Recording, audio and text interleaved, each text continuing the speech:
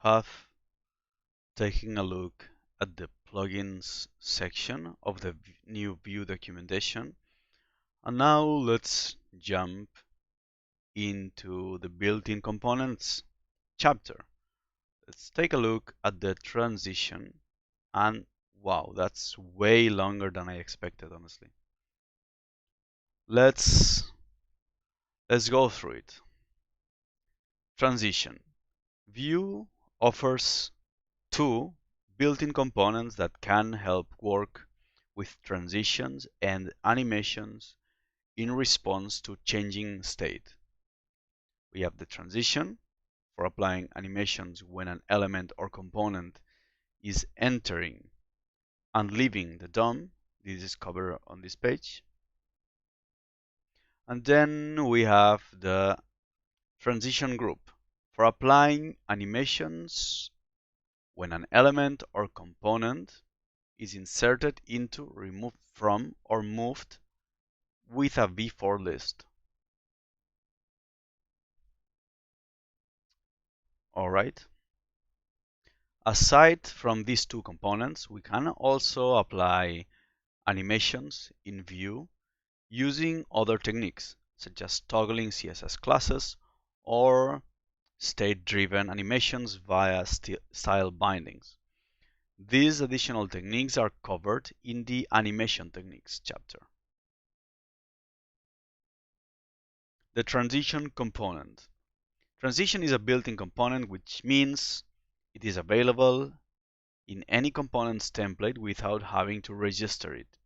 It can be used to apply, enter and leave animations or elements or components passed to it via its default slot on elements or components. The enter or leave can be triggered by one of the following: conditional rendering via if, conditional display via vShow, dynamic components toggling via the component special element. This is an example of the most basic usage. We have a button which toggles the value of a show variable, reactive variable. And then we have a transition component wrapping a paragraph, which is either displayed or not.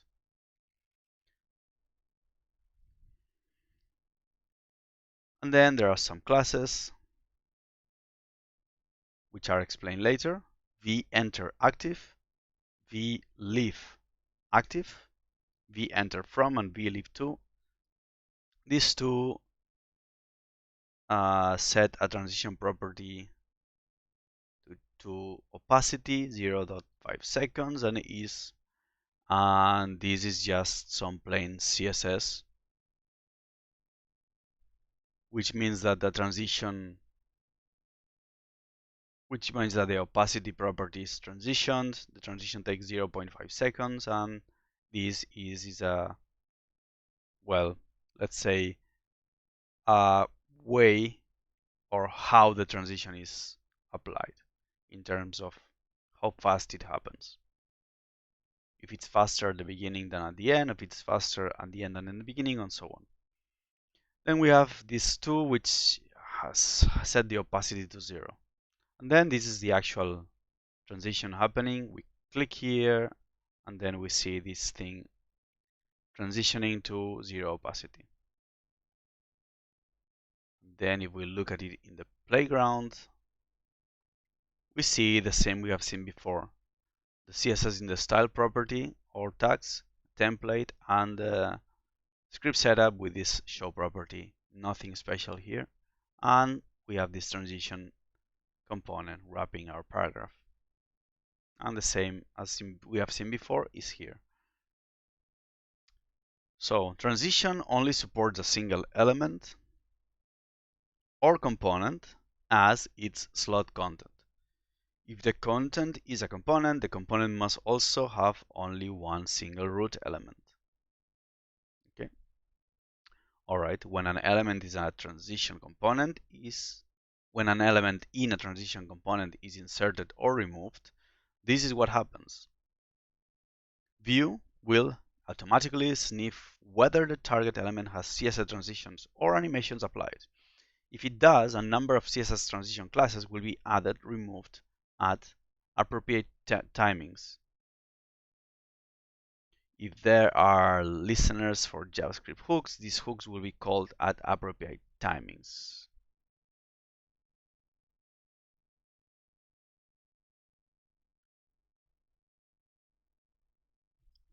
If no CSS transitions animations are detected and no JavaScript hooks are provided, the DOM operations for insertion and or removal will be executed on the browser's next animation frame. Let's try to understand this thing a bit better. So I probably have to reread this thing. When an element in a transition component is inserted or removed. So it's either, that would be, for example, a if property changing from true to false and the other way around. So we're talking here about the element that is toggled. If this element has CSS transitions or animations, some CSS transition classes will be added or removed at the appropriate timings.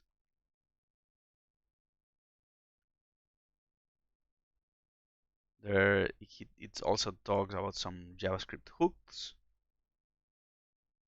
and if there are no animations or hooks,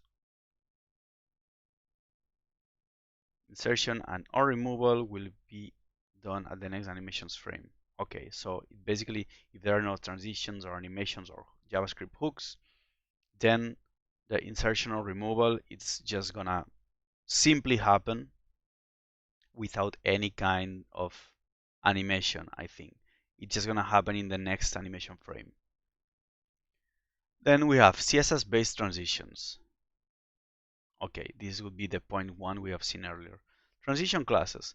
There are 6 classes applied for enter or leave transitions. We have 2 groups, enter and leave. And then we have the first group, enter, which would be an element going from opacity 0, so being invisible, to opacity 1, so being fully visible. And we have states, and we have something that looks like related to the transition itself. This v enter from is the initial state on enter. This v enter to is the state onto which we enter. Then v enter active is something related to the transition happening. So v enter active means the enter transition is active, so happening.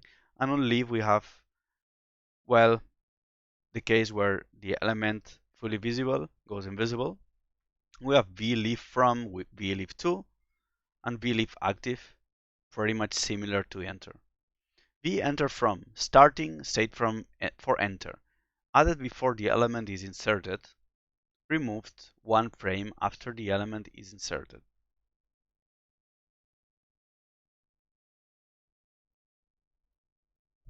All right. Venter active, active state for enter, applied during the entire entering phase, added before the element is inserted, removed when the transition animation finishes. This class can be used to define the duration, delay, and easing curve for the entering transition.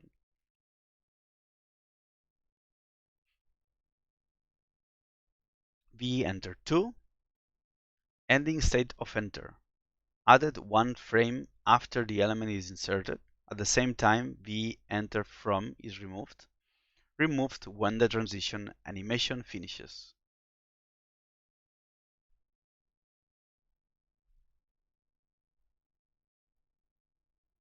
All right, so this vEnter from is added. vEnter from, well, let's say we start from the point where the element has not been inserted yet in the DOM. This class is already in the element. It's added before the element is added in the DOM. Then the element is put in the DOM. And then one frame later, well, before the element is put in the DOM, this vEnterActive is also added. Then the element goes into the DOM, and one frame later, it says this vEnterFrom is removed, but also at the same time, this vEnter2 is added. And then the transition or animation happens. Some properties about the transition can be defined inside this class. And then after the transition or animation has finished, this class is removed. And the enter2 is also removed. All right. I get the feeling this is going to be easier to use and to actually understand conceptually. Then we have vLeaf from starting state for leaf added immediately when a leaving transition is triggered, removed after one frame. vLeaf active state for leaf applied during the entire leaving phase, added immediately when a leaf transition is triggered, removed when the transition or animation finishes. This class can be used to define the duration, delay, and easing curve for the leaving transition. vLeaf2 ending state for leaf, added one frame after a leaving transition is triggered. At the same time, vLeafFrom is removed when the transition animation finishes. So this is just analogous to this thing. It just the starting state is different. vEnterActive and vLeafActive give us the ability to specify different easing curves for enter and leave animations, which we'll see in an example of in the following sections. Then we have name transitions. A transition can be named via the name prop, like so. For example, name fade. For a name transition, its transition classes will be prefixed with its name instead of v.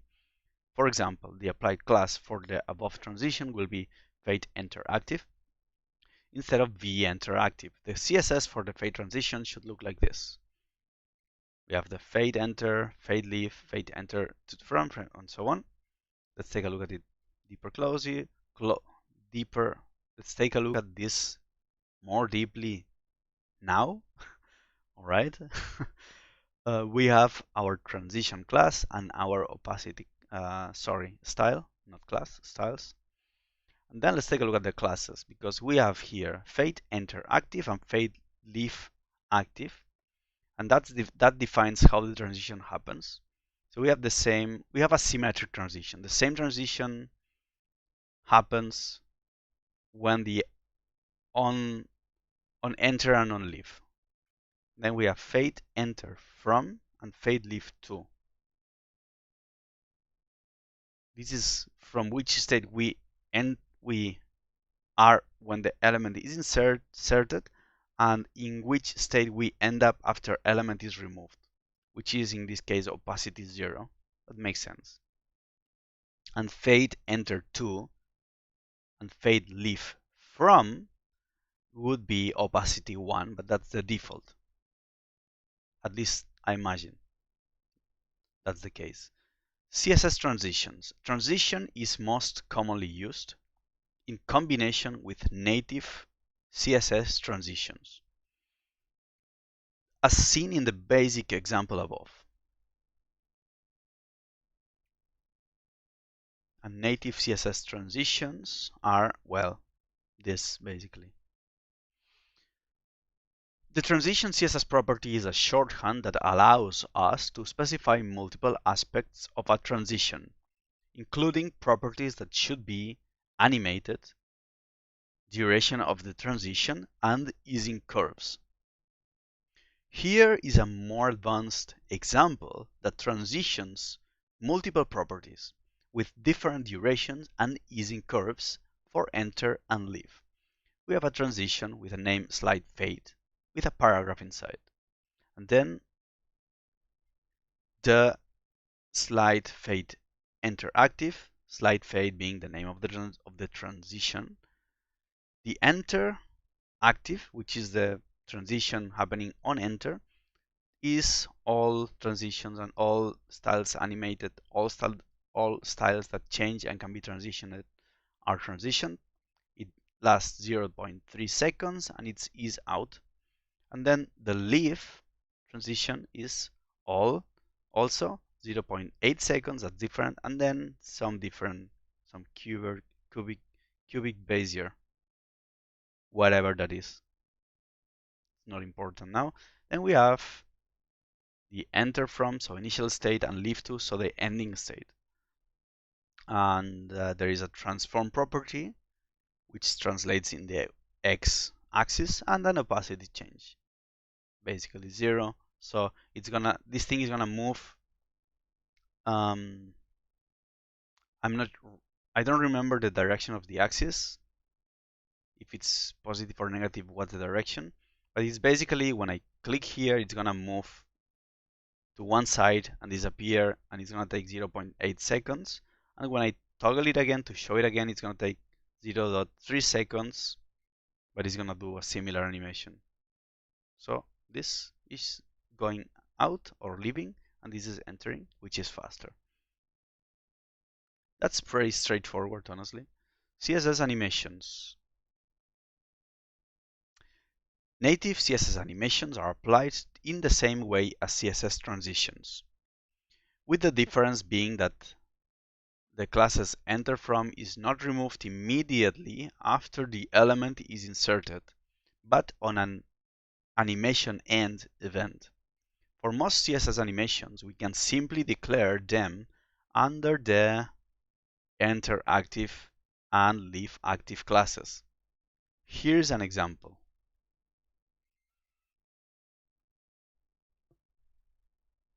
We have a transition named bounce with a paragraph inside, and then we have a bounce enter active, which is the animation which is labeled bounce in, so it's this animation over here. It takes half a second. Interesting. So in here bounce leave active on leave, we have the same animation except that it's in reverse. It's played in reverse. Very interesting. And the animation, what it does is it scales the element. So it's gonna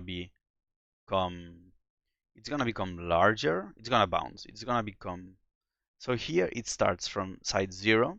It's gonna be 1.25 times its original size, and then it's gonna be its original size, and it's gonna kind of bump. There you go. And it's the same animation in both ways, just reversed. All right, that's pretty easy. Custom transition classes. You can also specify custom transition classes by passing the following props to transition. And then we have some props in transition. Interesting. So we have enter from class, enter active class, enter to class, enter from class, enter active class. Sorry, leave from class, leave active class, leave to class. So all the classes we have seen before, but as props and with a class string at the end. And this is prop names, like for example here. And we can give them classes that contain CSS similar to this. So yeah, for instance, well, that's kind of built into from the transition named in a specific way to get this thing, but I guess now we could also have an enter active class property and give it this value, and that would be the same. So let's see an example. This will override the conventional class names. Yep. This is especially useful when you want to combine Vue's transition system with an existing CSS animation library, such as Animate CSS. Let's take a quick look at this. Just add a water CSS animation. We have a rubber band. What did he say about water? Just add water.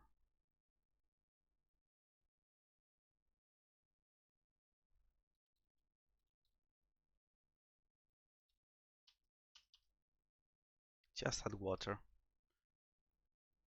Well, I mean, that's really good.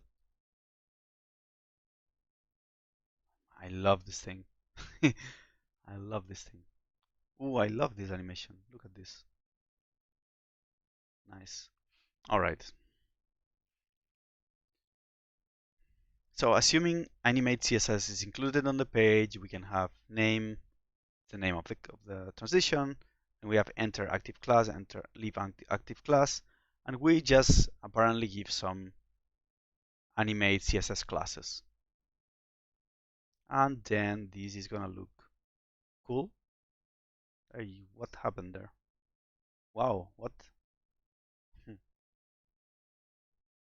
And these classes are coming from animate and, well, whatever they do, I'm not sure. This is pretty straightforward. All right. And the only thing we are doing is change this value from true to false. That's the only thing. Using transitions and animations together. View needs to attach event listeners in order to know when a transition has ended. It can either be transition end or animation end, depending on the type of CSS rules applied. If you are only using one or the other, View can automatically detect the correct type. However, in some cases, you may want to have both on the same element. For example, having a CSS animation triggered by View along with a CSS transition effect on hover. In these cases, you will have to explicitly declare the type you want View to care about by passing the type prop with a value of either animation or transition. So we have essentially two types of animations, a CSS animation and a CSS transition. And then we have to, if we have the two of them at the same time, then I have to explicitly tell the transition component what type I want to transition. Nested transitions and explicit transition durations. Although the transition classes are only applied to the direct child element in transition, we can transition nested elements using nested CSS selectors. So we have transition, then we have name nested, and then we have here an if statement in this div with a class outer and an inner element with a class inner. All right, and then we have different rules targeting different elements. I see. So these things. Why would you do that though? Okay, maybe because you for some reason want to also hide. No, why? Why would you do this thing? I'm not sure. So anyway, well, you may want to do this. It's not clear to me what's the use case now, but maybe there is some. And the point here being is that with the transition, you can target nested elements. And it's just enough to add the class or the CSS selector to target the nested element. Sure. We can even add the transition delay to the nested element on enter, which creates a staggered enter animation sequence. But what is this actually doing? I'm not sure. There is a playground here. Let's say we have a nested element and here it's telling us we can basically have a transition delay. We can delay the transition. So that would mean something like we click whatever button toggles this show, and then there would be a delay before the transition actually happens. However, this creates a small issue. By default, the transition component attempts to automatically figure out when the transition has finished by listening to the first transition end or animation end event on the root transition element. With a nested transition, the desired behavior should be waiting until the transitions of all inner elements have finished. In such cases, you can specify an explicit transition duration using the duration prop on the transition component. The total duration should match the delay plus transition duration of the inner element.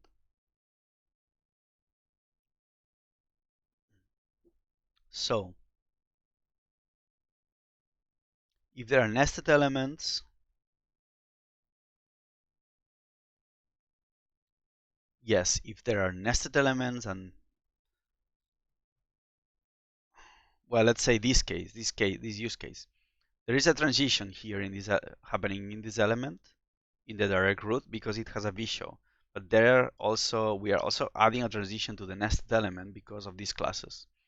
Here the problem is telling us it will detect, well, and wait for it, and then here we are adding a transition delay to the nested element, right? So the transition of the nested element we want it delay, but it's telling us that the transition component waits for the transition element or the transition element on the root transition element, which in this case is going to be instantaneous because that's applied to a nested element. So that's not going to work. So for these cases, we have to explicitly specify the duration, which in this case, I guess it should be 250 milliseconds. So if we click here, I'm not, see, there is, okay, there is some transition happening.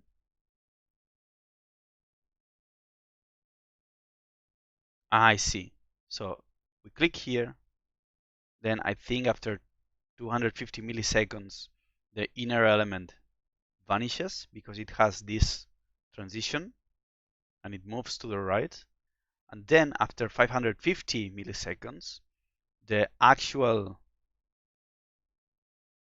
uh, transition for this root element from being displayed to being hidden happens.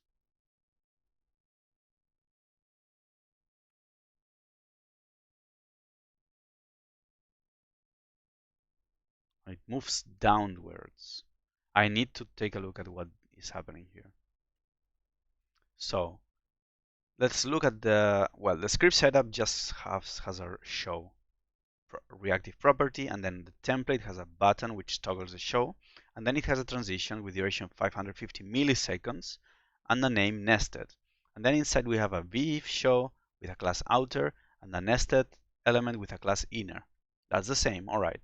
And now, then, we have some outer, inner, and inner styles applied that we don't care about. It's just some sizing and some background color. And then we have nested enter active, nested leave active, nested leave active again, nest with a transition delay, delay leave of the parent element. And then we have some other properties. So let's spread this out in two different parts, or three different parts actually. This part, which is like uh, like base styles or fixed styles, whatever. It's not really the most ideal place to work in. I would prefer to use Visual Studio Code for that, honestly. Then we have root element transition. And then here in the inner, here we have inner element transition. And here we should write outer, perhaps because that's the class name that it has. So, well, there are two transitions, two different transitions, one for the parent element or the outer element, and another one for the inner element. For the outer element, it's basically moved vertically in the y-axis and removed. Opacity becomes 0, and it has a transition delay of 0.25 seconds, so 250 milliseconds. So this is gonna happen after 250 milliseconds after the transition is triggered. And then we have the nested element, the inner element, with a transition that consists on changing the opacity to 0.001, hack around a Chrome 96 bug in handling nested opacity transitions. This is not needed in other browsers or Chrome 99 Plus where the bug has been fixed. Okay, so let's imagine this is opacity 0, and then we are moving the element towards the right, I think, in the x-axis. So that's basically the same. We are making the element disappear, but the outer element moves vertically in the y-axis, and the inner element moves horizontally in the x-axis. And let's see. And the inner element transition also has a delay of 250 milliseconds. So then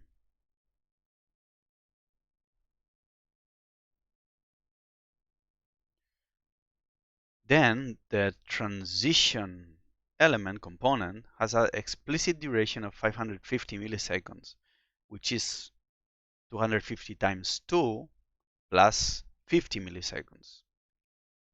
So when we click here, first, the inner transition happens, the inner element gets removed, then the outer element gets removed. So first this transition happens, right? Then this transition happens, the outer element, and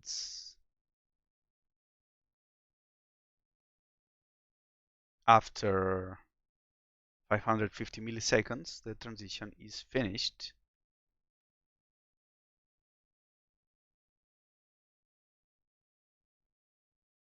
Okay, so basically, I'm not gonna say I completely and fully understand that because, for example, right now, I am not sure why the outer element transition happens before the inner, sorry, the outer element transition happens after the inner element transition, or why the inner element transition happens before. That's the same thing. But basically, there are some transitions happening with some delay, and we have these 550 milliseconds duration explicitly because we want to make sure there is time enough for these two transitions to happen. If I figure out why one transition happens before the previous one, I'll maybe make another video, but for now, let's move forward.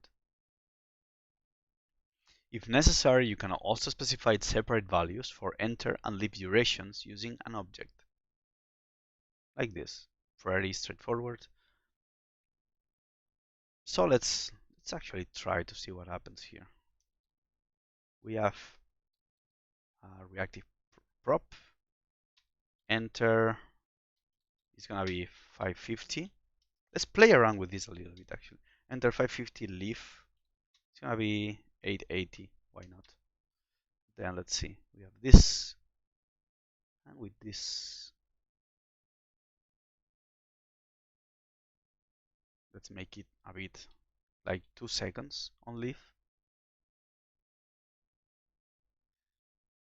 I think I see no difference here because the transitions themselves, the delay, so the transition takes less time actually.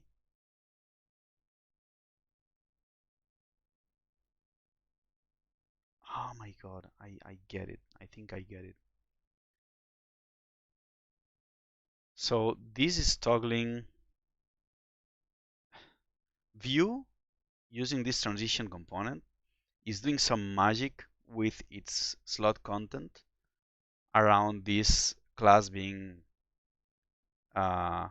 this directive toggling the visibility of the element. Okay, now the first thing that happens here, apparently, as you can see, the first thing that happens is that the inner element gets animated, and then the second element. So I'm not sure exactly why yet, but basically the toggling this element first causes this inner element to start its animation.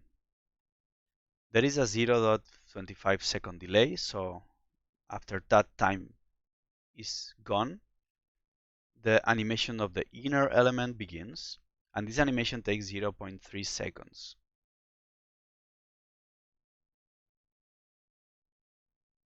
Until, I think until this time is elapsed, until 0.23, until 0.25 seconds are not elapsed. So in other words, until the animation of the inner element doesn't happen,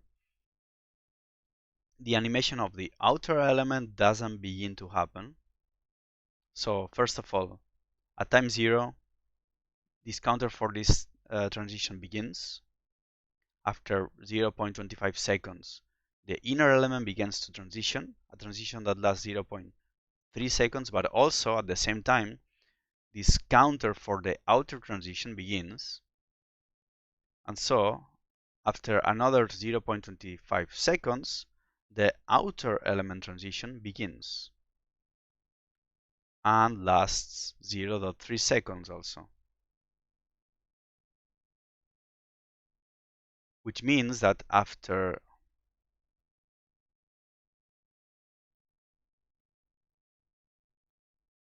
oh man, I'm not sure to be honest. Why don't I increase the values of these things? I'm gonna set them the same, but I'm just gonna make everything 10 times slower, like that. If I do this, if I change these values and I don't change anything here, everything's gonna be the same. Exactly. So now I'm gonna just make this be 3 seconds. I'm gonna make this be 2.5 seconds. I'm gonna make this be 3 seconds also. And I'm gonna make this be 2.5 seconds and see what the hell happens. I'm not sure, to be honest.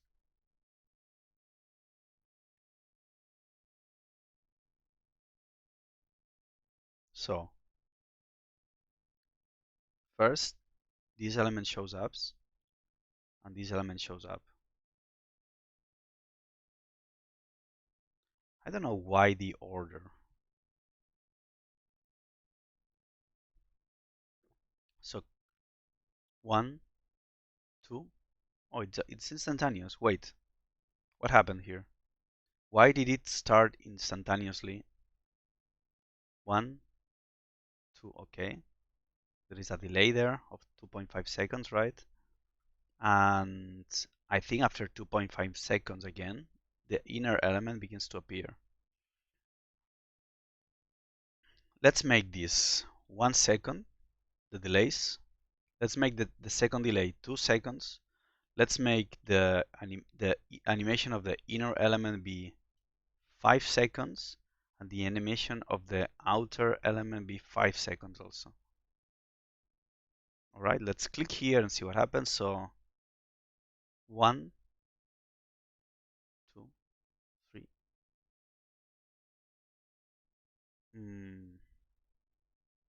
Damn. So after 1 second,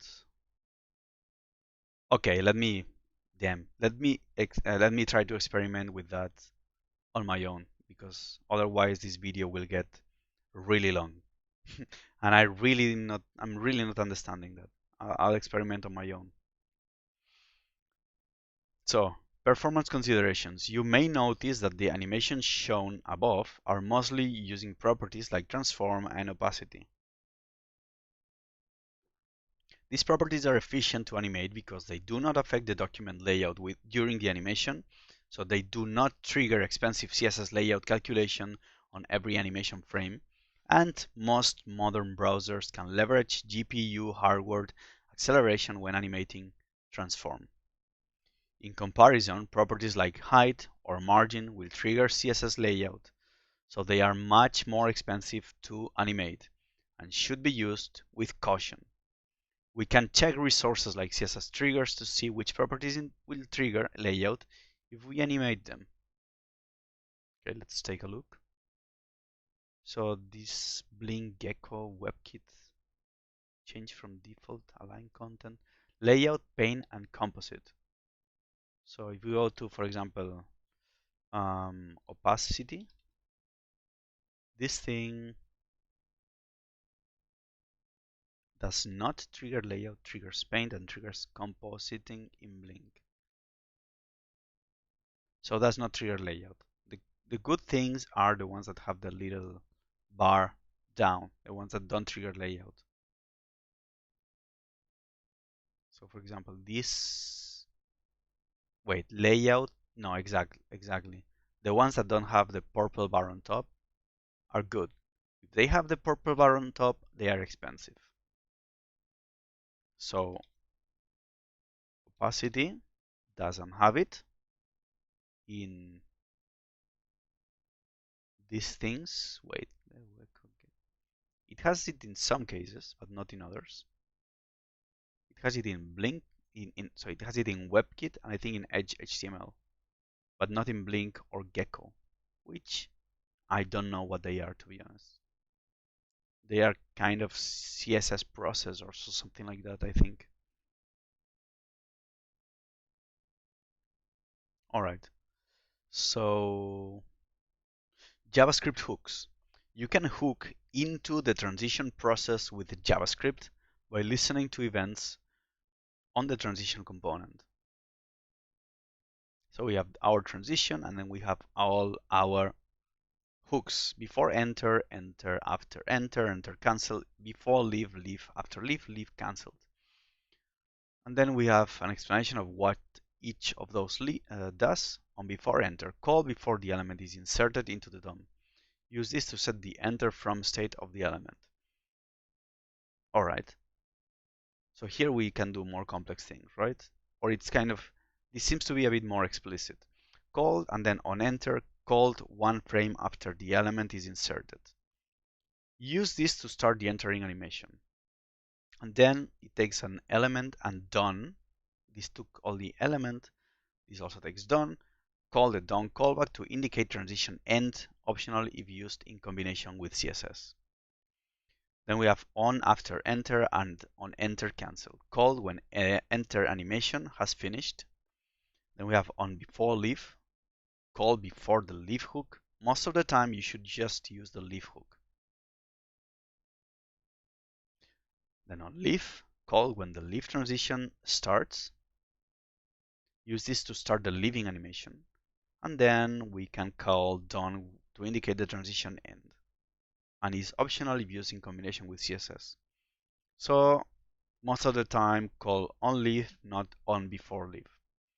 And then we have on after leave, called when the leave transition has finished and the element has been removed from the DOM. And then leave cancelled, only available with vShow transitions. These hooks can be used in combination with CSS animations and transitions or on their own. When using JavaScript-only transitions, it's usually a good idea to add the CSS False Prop. This explicitly tells Vue to skip auto CSS transition detection. Aside from being slightly more performant, it also prevents CSS rules from accidentally interfering with the transition. With CSS False, we are also fully responsible for controlling when the transition ends. In this case, the done callbacks are required for the enter and leave hooks. Otherwise, the hooks will be called synchronously and the transition will finish immediately. Here's a demo using the GreenSock library to perform the animations. You can, of course, use any other animation library you want. For example, Anime or Motion One. Let's take a quick look at how their websites look. Okay, I'm not gonna give my opinion on the websites. Like, I don't necessarily like this website, but hey, it's what it is. That doesn't mean it's not a great library. And we have Anime. Looks pretty fancy.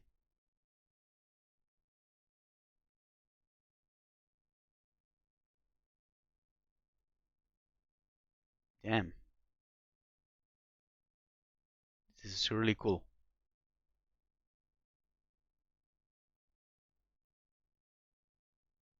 Can I drag this thing or what is this?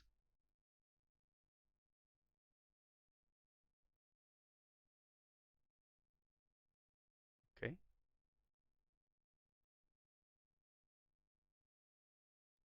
Dang, this looks way better. Then we have motion 1, very simple, very lightweight library.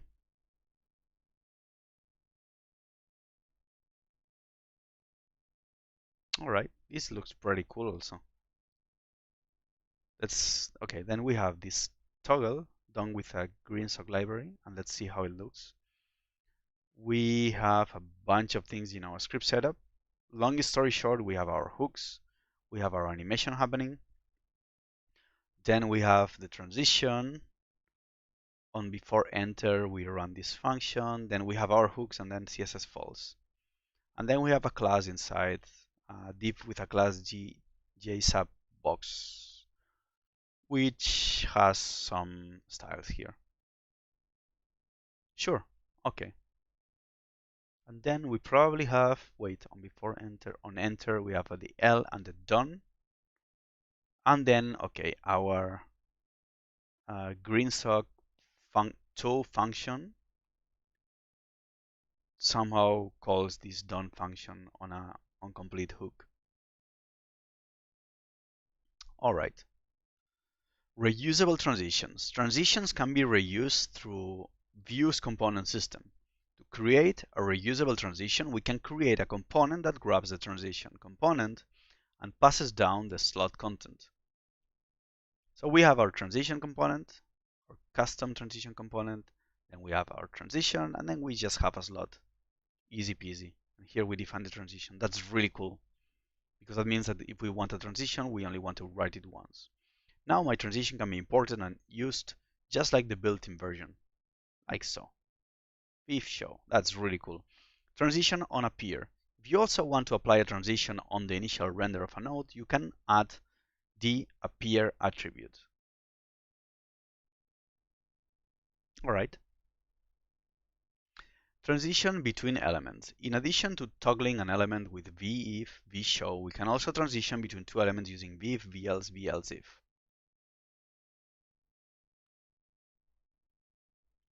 All right. Click to cycle through states. That's very nice. Let's see how it looks. We have our transition with a name slide up, and then we have our buttons that just change the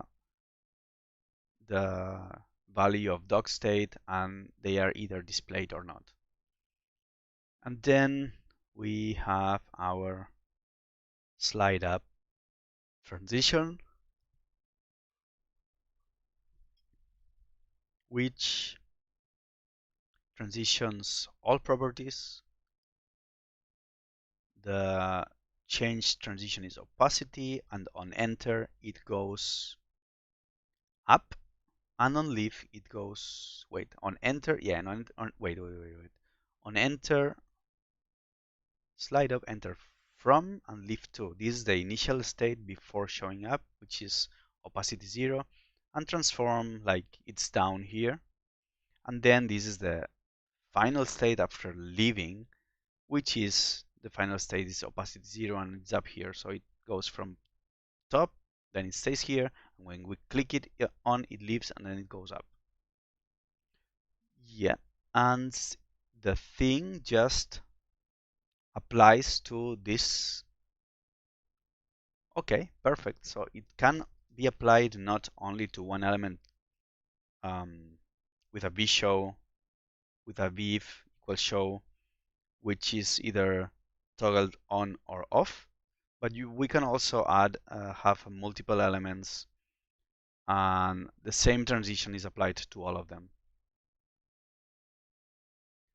But we need a vif, vlsif, vlsif for this, because then at any given time there is only one element mounted or rendered inside the transition. We cannot use vshow for this. Transition modes. And then here we are reaching the end soon. Transition modes. In the previous example, the entering and leaving elements are animated at the same time. And we had to make them position absolute to avoid the layout issue when both elements are present in the DOM. Let's take a look. I think I'm opening the same thing multiple times. Let me close Windows. So here we have the button container, which has position relative, and then the buttons inside have position absolute. Yes. So here is what it's telling that. However, in some cases, this isn't an option or simply isn't the desired behavior. We may want the leaving element to be animated out first, and for the entering elements only to be inserted after the leaving animation has finished. Orchestrating such animations manually would be very complicated. Luckily, we can enable this behavior by passing transition a mode prop. The mode in this case would be out in. Here's the previous demo with mode out in. So for comparison, before we click here, and as we click, the element goes on top and immediately the next element comes from the bottom. In here, with the mode out in, and that's the only difference, we click here and then first the element goes up, and after that is finished, the next element transitions in. Transition also supports mode in-out, although it's much less frequently used. Oh yeah, I want to use this in-out. That's gonna be super weird. So we have, okay, first of all, the normal version. Mode out-in. Then you see this happens. But then if we do in-out, it's gonna look weird and ugly, but just for the lols. First the element comes in and then the other comes out. And it of course doesn't look too nice. Transition modes, we just went through it. Transition between components. Transition can also be used around dynamic components.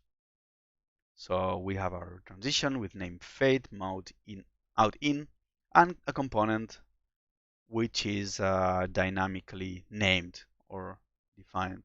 And then we have toggler, which just changes the component.